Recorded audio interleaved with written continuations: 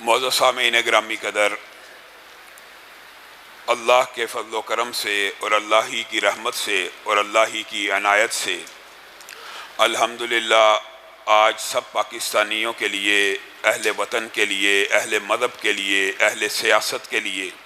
تمام مذہبی اور دینی جماعتوں کے لیے یہ خوشی کی خبر ہے اور یہ بات خوش آئند ہے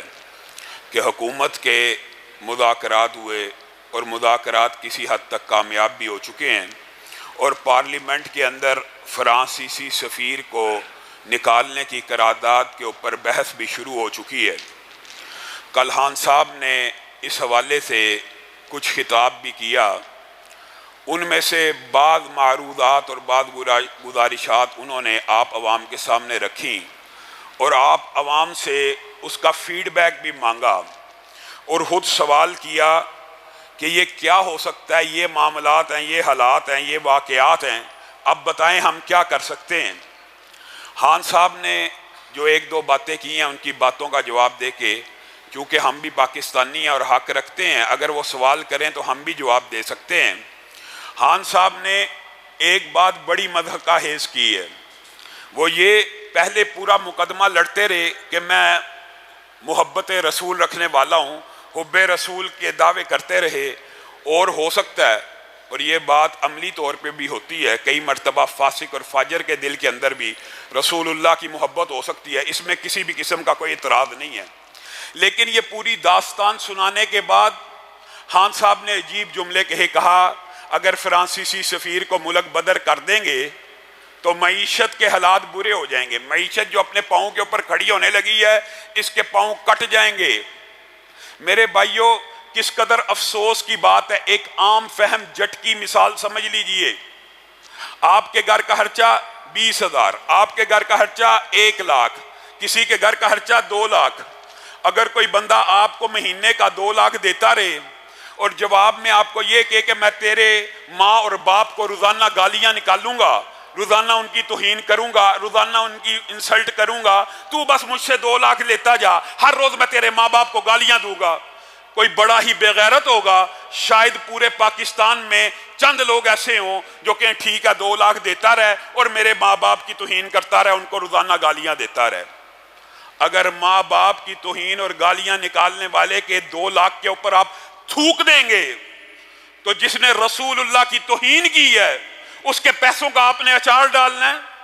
وہ سفیر، یہ جی ملکوں کے سفیر ہوتے ہیں، ہمیں یہ کہانیاں پڑھائی جاتی ہیں، ہم بھی بڑے مؤدب ہو کے آپ کے سامنے چند گزارشات رکھتے ہیں۔ یہ جو سفیر ہوتے ہیں، ملا عبدالسلام ضعیف سفیر نہیں تھا، اس کو تو گرفتار کر کے، ننگا کر کے، برہنہ کر کے ڈالروں کے عوض امریکہ کے حوالے کیا گیا۔ پھر خان صاحب نے کہا یہ کیا گارنٹی ہے کہ وہ دوبارہ توہین نہیں کریں گے؟ خان صاحب، بڑی مؤدبانہ گزارش ہے،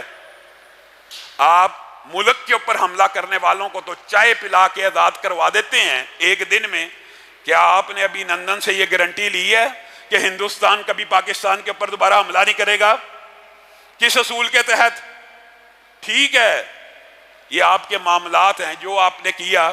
ہماری بھی یہی گزارش تھی، اگر دشمنوں کے ساتھ اتنا پیار محبت اور چائے پلا کے رخصت کیا جا سکتا ہے تو ان نہتے مسلمانوں کے ساتھ بھی مذاکرات کیجئے، اور آپ نے اچھا کیا مذاکرات کیے۔ آج عوام کو اس پارلیمنٹ کی کارروائی کو بغور دیکھنے کی ضرورت ہے، اور آپ پارلیمنٹ کے اوپر نظر رکھیں کہ کون کون ناموس رسالت کا غدار ہے اور کون کون ناموس رسالت کی جنگ لڑتا ہے۔ جو اراکین اسمبلی، جو پارٹیاں جان بوجھ کر بغیر کسی عذر کے پارلیمنٹ کے اجلاس میں شریک نہیں ہوں گی، آپ سمجھ لینا انہوں نے ناموس رسالت کا تحفظ کیا کرنا ہے، وہ ناموس رسالت کے غدار ہیں۔ اور جو اراکین پارلیمنٹ کے اندر جو زبان بولیں گے ان کا کردار آپ کے سامنے آ جائے گا۔ خان صاحب، فرانسیسی سفیر کو ایک رکا تھما کے، مراسلہ تھما کے، اے طائر لاہوتی، اس رزق کے بہت اچھی جس رزق سے آتی ہو پرواز میں کوتاہی، ان کے چند ٹکوں کے اوپر، اور بات آئیے تو کہہ کے اپنی بات کو آگے بڑھاؤں گا۔ آپ کو پتہ ہے نا، صدقے دل سے بتائیے، خان صاحب بڑے ادب کے ساتھ آپ کو یہ کہتے ہیں، 100 ارب ڈالر سے زیادہ نقصان پاکستان نے امریکہ کا ساتھ دے کے، نیٹو افواج کا ساتھ دے کے افغانستان کی جنگ میں کیا، 100 ارب ڈالر کا، لکھی پڑی بات ہے۔ اور کتنے جوانوں کو شہید کرایا؟ 50,000 سے 80,000 ہلاکتوں کا تحفہ امریکی ڈالروں کے عوض اس قوم نے۔ یہ آزمائشیں صحیح ہیں۔ یہ 2 ارب ڈالر ان کے لیے کہاں پہ مسلمانوں کی غیرت گئی ہے؟ ماں باپ کی گالی برداشت نہیں ہو سکتی، اللہ کی قسم کوئی دکاندار آپ کے ماں باپ کو گالی دینا، آپ کبھی ادھر سے سودا نہ خریدیں۔ اور افغانستان کے سربراہ نے، فرانس کے سربراہ نے، میکرون نے رسول اللہ کی گستاخی کی، خود پشت پناہی کی ہے، اس کی دکان سے سودا بھی لیا جائے گا، ٹوٹل کا بائیکاٹ بھی نہیں ہوگا، فرانسیسی مصنوعات کا بائیکاٹ بھی نہیں ہوگا۔ پھر آپ محبت رسول کے دعوے میں جھوٹے ہیں۔ رسول اللہ صلی اللہ علیہ وسلم نے کہہ دیا تھا کوئی شخص اس وقت تک مومن نہیں ہو سکتا جب تک میں محمد صلی اللہ علیہ وسلم اس کو اس کے ماں باپ سے، اس کی اولاد سے، اس کے مال سے بڑھ کے پیارا نہ ہو جاؤں۔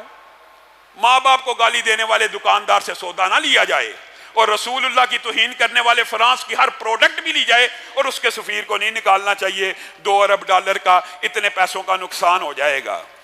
پیسوں کی بات رہ گئی نا، پھر تو ضمیر مر گئے۔ اللہ رب العزت حکمرانوں کو بھی ہدایت دے، اور ملک کے اندر یہ جو افراتفری ختم ہوئی ہے، اللہ تعالیٰ اس امن کو، اس سکون کو جاری رکھے، اور محبتوں کا دور دورہ ہو، مودتوں کا دور دورہ ہو، عوام کے اندر نفرتوں کو اللہ رب العزت ختم فرمائے، اور پولیس کی اور عوام کی جتنی بھی آپس میں قدورتیں تھیں، رب تعالیٰ ان سب کو ختم فرمائے۔